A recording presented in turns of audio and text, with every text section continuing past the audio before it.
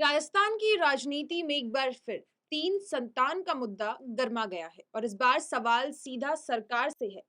जब दो से अधिक संतान वाले पंचायत और निकाय चुनाव लड़ सकते हैं तो सरकारी कर्मचारी प्रमोशन और वेतन वृद्धि से क्यों वंचित रहे?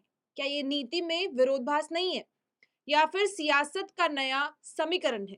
दरअसल 1 जून 2002 के बाद यदि किसी सरकारी कर्मचारी की तीसरी संतान होती है तो राजस्थान सेवा नियमों के तहत उसके प्रमोशन और वेतन वृद्धि पर रोक लग जाती है। इतना ही नहीं, नई सरकारी नौकरी में भी दो से अधिक संतान होने पर अयोग्यता लागू होती है। लेकिन हालात तब बदले जब पंचायती राज और नगर पालिका संशोधन बिल 2026 को मंजूरी दी और दो से अधिक संतान वाले व्यक्तियों को पंचायत व निकाय चुनाव लड़ने की अनुमति दे दी गई। यहीं से बहस ने सियासी रंग पकड़ लिया। इस मुद्दे को अब औपचारिक रूप से उठाया है राजस्थान प्राथमिकता एवं माध्यमिक शिक्षक संघ के प्रदेश अध्यक्ष विपिन शर्मा ने। विपिन शर्मा ने मुख्यमंत्री को पत्र लिखकर साफ मांग रखी कि जब चुनाव लड़ने के लिए दो से अधिक संतान की शर्त हटा दी गई तो सरकारी कर्मचारियों पर प्रमोशन और वेतन वृद्धि की रोक भी खत्म होनी चाहिए। उन्होंने पत्र में यह भी मांग की कि सीधी भर्ती में दो से अधिक संतान होने की अयोग्यता शर्त को भी समाप्त किया जाए। संघ का तर्क है कि अलग-अलग क्षेत्रों में अलग-अलग नियम रखना दोहरा मापदंड है। कर्मचारी संगठनों का कहना है कि इस नियम की वजह से हजारों कर्मचारी वर्षों से प्रमोशन से वंचित हैं। वेतन वृद्धि रुकने से न सिर्फ प्रेजेंट इनकम प्रभावित होती है बल्कि भविष्य की पेंशन और अन्य सेवा लाभ भी कम हो जाते हैं।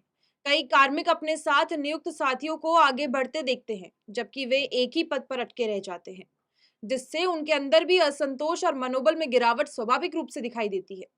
हालांकि सुप्रीम कोर्ट ने 2024 में इस नियम को संवैधानिक और वैध ठहराया है। अदालत ने स्पष्ट कहा कि जनसंख्या नियंत्रण के उद्देश्य से बनाए गए ऐसे प्रावधान डिस्क्रिमिनेशन नहीं माने जा सकते हैं। जुड़वा संतान जैसे विशेष मामलों में अपवाद जरूर दिए गए हैं। अब राजनीतिक सवाल और भी बड़ा हो गया है। क्या सरकारी कर्मचारियों को राहत देकर एक बड़े कर्मचारी वर्ग को साधने की तैयारी में है या फिर जनसंख्या नियंत्रण नीति पर सख्ती जारी रहेगी? अगर रोक हटती है तो लाखों कर्मचारियों को सीधा लाभ मिलेगा और उनका मनोबल भी बढ़ेगा। अगर नहीं हटती है तो कर्मचारी संगठनों का आंदोलन तेज हो सकता है और ये मुद्दा सियासी बहस का केंद्र भी बन सकता है। यानी मामला सिर्फ प्रमोशन का नहीं बल्कि नीति बनाम राजनीति का है। अब सबकी नजर इस बात पर है कि सरकार समानता का हवाला देगी या फिर जनसंख्या नियंत्रण की नीति पर अडिग रहेगी।